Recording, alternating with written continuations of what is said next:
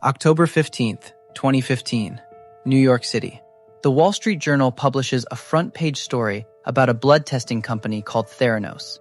Its revolutionary technology, the article says, barely works at all. 2 years earlier, the company's 30-year-old founder had been on the cover of Fortune magazine, celebrated as the world's youngest self-made female billionaire. Theranos had been one of Silicon Valley's most celebrated companies.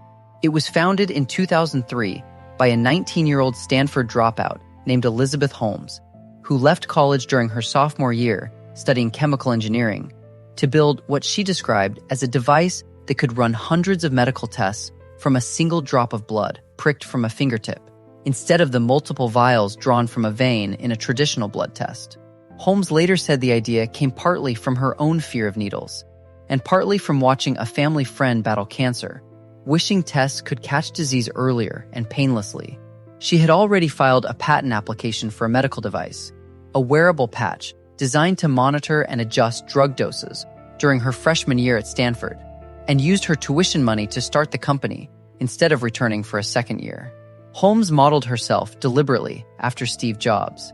She wore black turtlenecks every day, adopted an unusually low speaking voice that former colleagues later said was not her natural register, and dropped out of college to chase a singular vision the way Jobs had.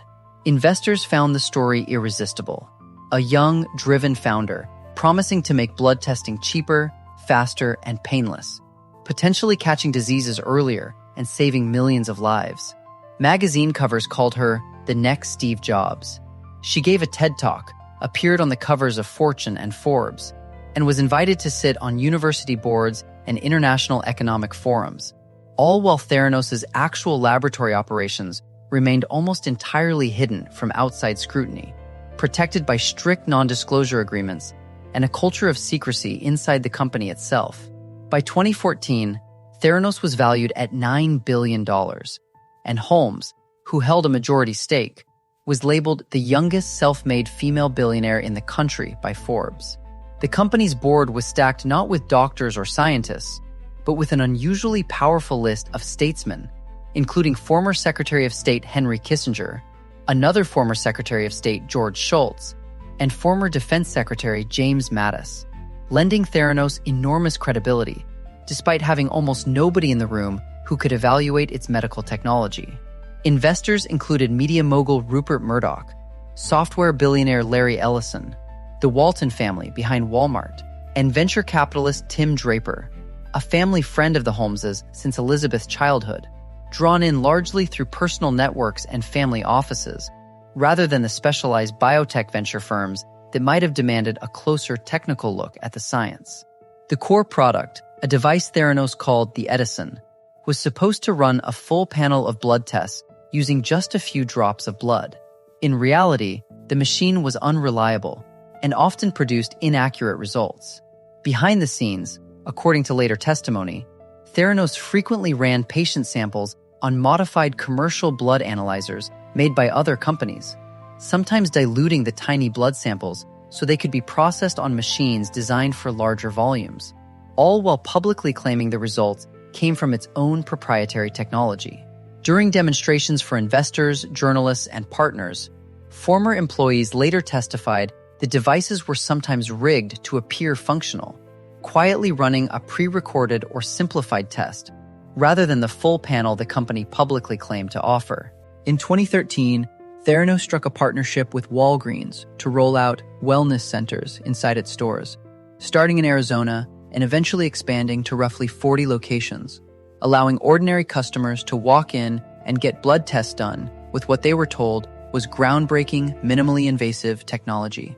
Real patients received real medical results from a system that, according to later investigations, was frequently unreliable, sometimes producing test results significantly different from the truth, including tests for conditions like potassium levels, where a wrong result could lead to a dangerously mistaken medical decision. Inside the company, some employees grew alarmed. Tyler Schultz, a young lab associate and the grandson of board member George Schultz, began raising concerns internally about quality control failures and inaccurate results in 2014.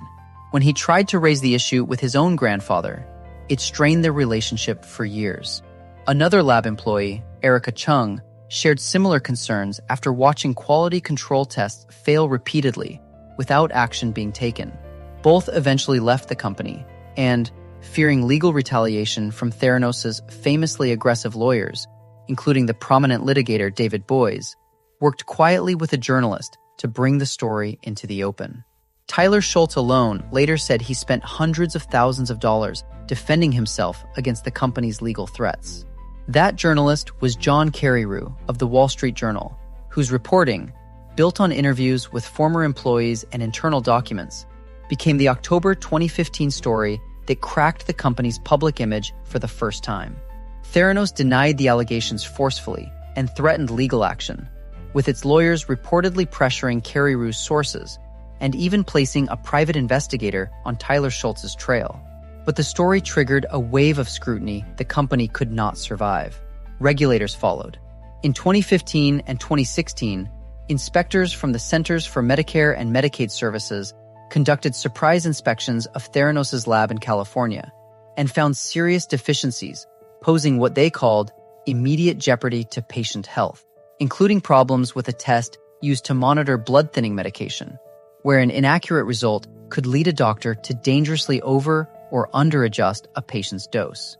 In 2016, regulators revoked the lab's certification and barred Holmes from owning or operating a medical laboratory for 2 years.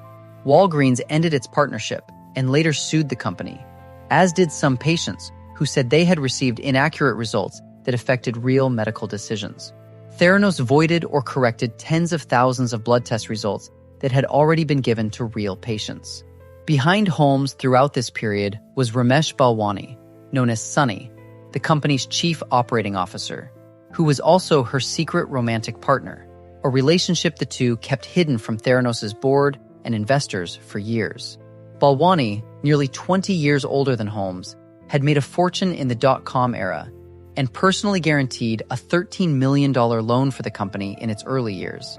Prosecutors later argued he played a central role in the operational side of the fraud and in pressuring employees who raised concerns to stay silent. As the scandal deepened through 2016 and 2017, Theranos laid off hundreds of employees, closed its wellness centers, and shut down its clinical lab operations entirely, shifting its public story toward a smaller, unproven device it called the Mini Lab. Revenue collapsed, and the company burned through what remained of its cash reserves while continuing to insist, publicly, that a turnaround was still possible.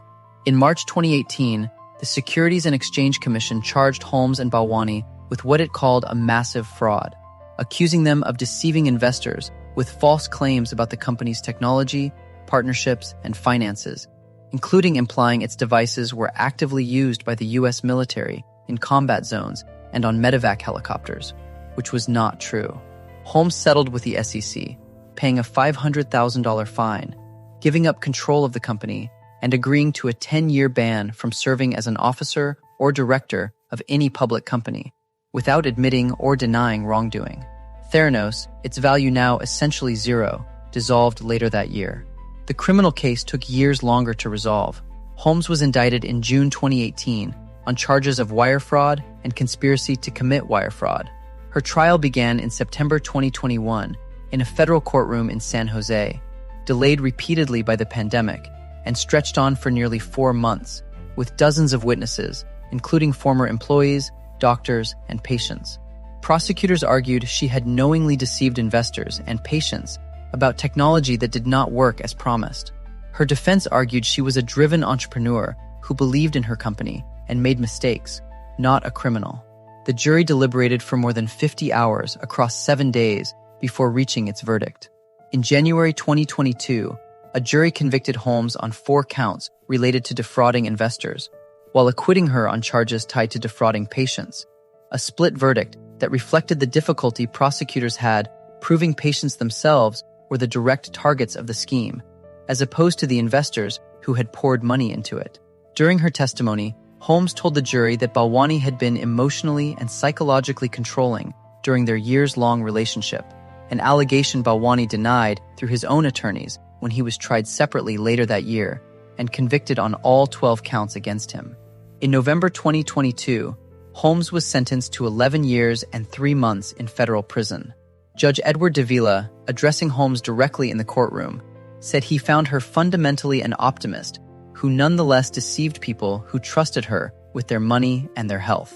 Several investors and former patients spoke at the sentencing hearing, describing lost savings and, in some cases, genuine fear that inaccurate results could have cost them their lives. Balwani received a nearly 13-year sentence months later. Both were also ordered to pay restitution to their victims, a combined figure of more than $452 million. Holmes appealed her conviction, arguing, among other things, that the trial judge had made errors in jury instructions and evidence rulings, but the appeals court left her conviction and sentence in place. Holmes began serving her sentence in May 2023 at a minimum security federal prison in Texas. In the years since her conviction, the Theranos story became one of the most examined corporate fraud cases in recent memory, the subject of a best-selling book, an award-winning podcast, and multiple television dramatizations and documentaries, each retelling the same basic arc: a young founder's vision outrunning the actual science behind it, and a culture of secrecy that let the gap between the two stay hidden for over a decade. The company, once valued at $9 billion, was, by then, worth nothing at all.